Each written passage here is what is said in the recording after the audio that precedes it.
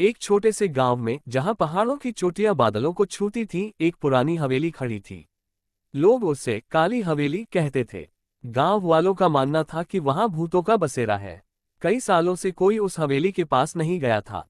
एक रात अचानक गांव में एक अनजान शख्स आया। उसका नाम था अर्जुन। वह शहर से था और एक लेखक था जो रहस्यमयी कहानियों की तलाश में गांव पहुंचा था। उसने काली हवेली के बारे में सुना और ठान लिया कि वह वहां जाकर सच का पता लगाएगा। गांव वालों ने उसे रोका। बूढ़े सरपंच ने कहा, वहां जाने वाला कभी वापस नहीं आता। लेकिन अर्जुन ने उनकी बात अनसुनी कर दी।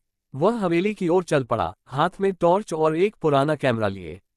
रात गहरी थी और ठंडी हवा पेड़ों के बीच से सनसनाती हुई गुजर रही थी। हवेली का दरवाजा अपने आप खुला था, जैसे कोई उसका इंतजार कर रहा हो।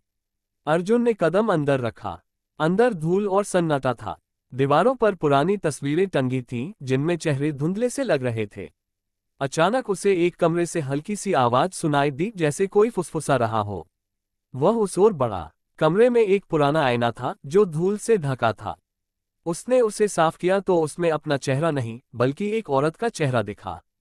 वह औरत मुस्कुरा रही थी, लेकिन उसकी आंखें खाली थीं। अर्जुन पीछे हटा, लेकिन कमरे का दरवाजा अपने आप बंद हो गया।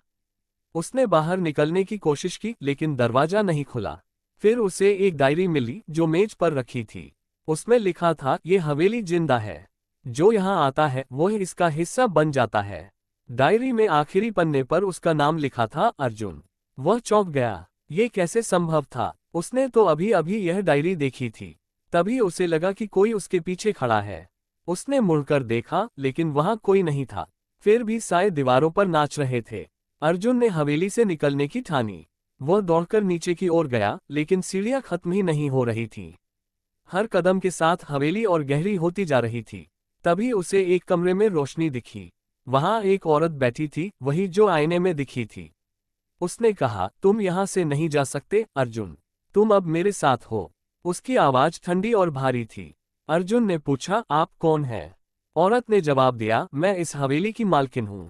अर्जुन को समझ आया कि वह किसी जादुई या अलौकिक शक्ति के चंगुल में फंस गया है।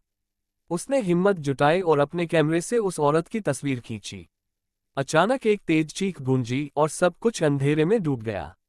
जब अर्जुन की आंख खुली, वह हवेली के बाहर जमीन पर पड़ा था। उसका कैमरा गायब था, लेकिन उसकी जेब में एक तस्वीर थी। तस्वीर में वह खुद हवेली के सामने खड़ा था और उसके पीछे वही औरत मुस्कुरा रही थी। गांव वालों ने उसे देखा तो डर गए। उन्होंने कहा, तुम वापस कैसे आ गए? अर्जुन कुछ नहीं बोला। वह शहर लौट गया, लेकिन उसके बाद से वह कभी नहीं लिख पाया। हर रात उसे सपने में वही औरत दिखती थी जो कहती थी, तुम मेरे हो। एक दिन अर्जुन गायब हो गया। उसके कमरे में सिर्फ वही तस्वीर मिली, जिसमें अब औरत अकेली थी और उसकी मुस्कान और गहरी हो गई थी। गांव में आज भी लोग कहते हैं कि काली हवेली हर उस शख्स को बुलाती है जो रहस्य सुलझाना चाहता है, और जो जाता है वह कभी पूरा सच नहीं बता पाता।